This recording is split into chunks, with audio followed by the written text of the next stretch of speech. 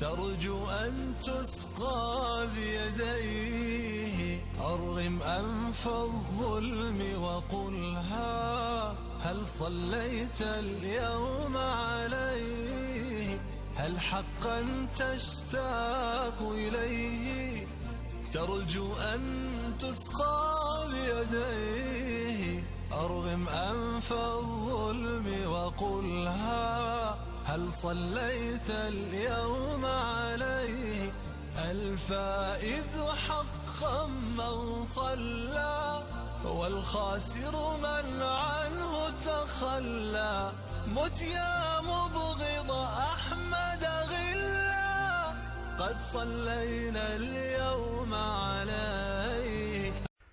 Bonjour mes chers élèves de l'établissement Hilary, deuxième année collège, parcours international. J'espère que vous allez bien. Alors, aujourd'hui, nous allons voir la partie 3 qui reste, l'électricité. Donc, dans cette partie qui reste, on va voir deux chapitres. Le premier chapitre, c'est le courant électrique alternatif sinusoïdal, en arabe, At-Tayyar al-Karaba'i al-Mutanawib al-Jaybi. Le deuxième chapitre, c'est l'installation électrique domestique, en arabe on dit At-Tarkib al-Karaba'i al-Manzili. Mais, mes chers élèves, avant de commencer l'explication de la leçon numéro 1 concernant le courant alternatif sinusoïdal, j'aimerais bien de faire un rappel de l'électricité pour la première année collège. L'année dernière, mes chers élèves, vous avez vu la notion du courant électrique continu. La notion, ou bien le courant électrique continu, est produit par des générateurs avec des pôles différents, un pôle positif qui porte le signe plus et un pôle négatif qui porte le signe moins. Exemple, la pile, une batterie, un générateur, voilà la pile, voilà une pile plate et bien sûr la batterie. Bien sûr, le symbole du courant électrique continu que vous avez vu l'année dernière est le signe égal ou bien DC, ou bien parfois on trouve CC, c'est-à-dire courant continu. Et après, vous avez vu aussi le sens conventionnel du courant électrique continu.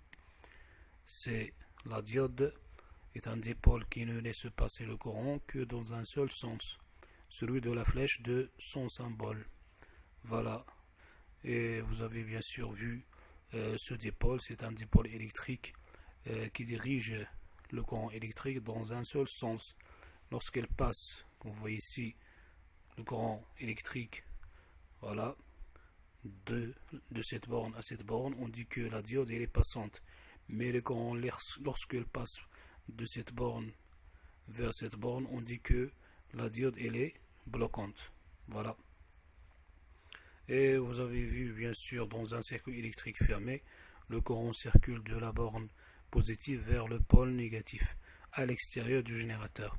C'est ce qu'on appelle le sens conventionnel du courant électrique. On le représente par une flèche sur le schéma du circuit. Exemple, voilà, ça c'est un exemple d'un circuit électrique que vous avez vu l'année dernière.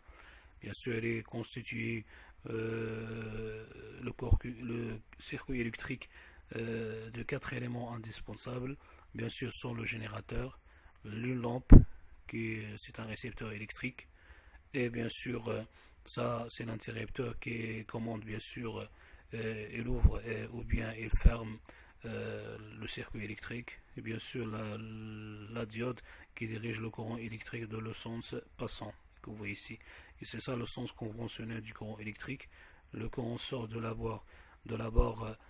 borne positive de la pile ou bien du générateur et elle entre de la borne négative du même générateur. Voilà.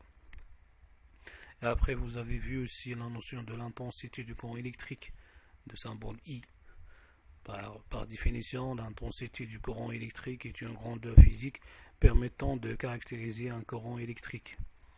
Et on la symbolise par la lettre I majuscule et son unité légale est l'ampère de symbole A. Vous avez vu aussi comment on mesure l'intensité du courant électrique. Bien sûr, on mesure l'intensité du courant électrique traversant un dipôle avec un ampèremètre qui se branche toujours en série avec ce dipôle de telle manière que le courant qui le traverse entre par sa borne positive. Et le symbole d'un ampèremètre, c'est bien sûr un symbole. Bien sûr, c'est un rond qui contient la lettre A et la deux bornes, une borne positive et une borne négative. Exemple, voilà, c'est un circuit électrique simple. On veut mesurer l'intensité du courant qui circule dans ce circuit électrique, bien sûr. Tout simplement, on a déjà vu l'intensité, bien sûr, c'est une intensité qui caractérise le courant électrique qui sort de la borne positive. Voilà, on branche l'ampèremètre en série dans ces circuits, sachant que le courant entre de la borne positive et il sort de la borne négative, qu'on voit ici. Et aussi, on dit que l'ampèremètre il est branché en série avec la lampe. Donc c'est ça ce qu'on appelle le montage en série, que vous avez vu l'année dernière.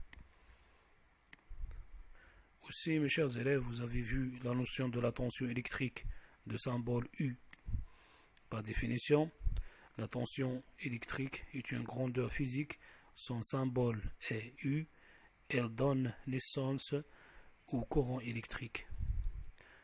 L'unité de la tension électrique est le volt de symbole V. Et vous avez vu aussi comment on mesure la tension électrique. Bien sûr, on mesure la tension électrique entre deux bornes d'un dipôle à l'aide d'un voltmètre. Le symbole normalisé d'un voltmètre c'est celui-là. Donc, ça, c'est un rond qui porte la lettre V. Il a deux bornes, une borne positive et une autre borne négative.